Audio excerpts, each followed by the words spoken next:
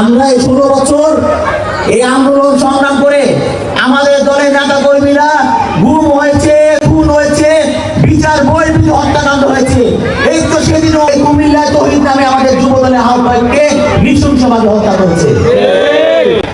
এই অন্তর্বর্তীকালীন সরকার থাকার সময় সবসময় নিপীড়ন নির্যাতনের সহ্য জাতীয়তাবাদের দলের নেতা কর্মীরা করে, আর কেউ করে না।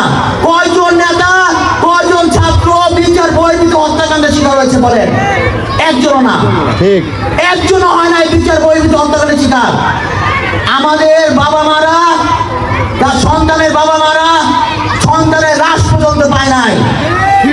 আমাদের দলের নেতা কর্মীরা হাতে হ্যান্ডকাপ, পায়ে ডান্ডা বেরিয়ে পড়ে লাশ হয়ে বেরিয়েছে জেলখানা থেকে। আমাদের দলের নেতারা জেলখানা থেকে হ্যান্ডকাপ পরে বেরিয়েছে তার মায়ের জানাজা দেওয়ার জন্য, মায়ের বেরিয়ে পড়ে বেরিয়েছে মায়ের জানাজা দেওয়ার জন্য, বাপের কবর দেওয়ার জন্য।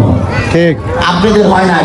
নিপীড়ন নির্যাতন যদি সহ্য হয়ে থাকে, সহ্য করে থাকে জাতীয়তাবাদের দলের নেতা কর্মীরা করেছে।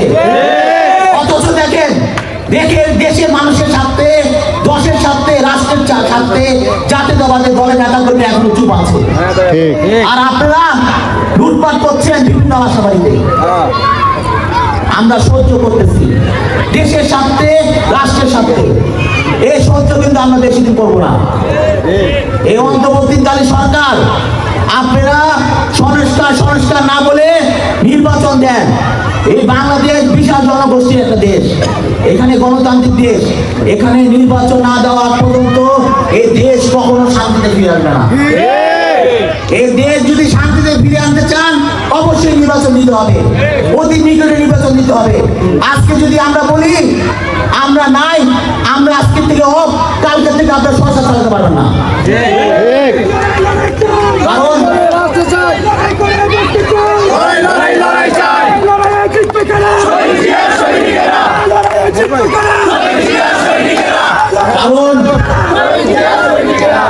কারণ আমার বিএনপি ভারপ্রাপ্ত চেয়ারম্যান বলেছে এই অন্তর্বর্তীকালীন সরকারকে কোনোভাবে ব্যর্থ করতে দেওয়া যাবে না। খালি ওনার কথাতে, খালি আমার ভারপ্রাপ্ত চেয়ারম্যানের কথাতে জাতীয়তাবাদের দলের নেতা কর্মীরা এখন সহ্য করে বসে আছে। আমার নেতা যখন বলবে রাজপথে আবার ডাক দিবে, আমরা কিন্তু আবার নিমেষে রাজপথে নেমে যাবো।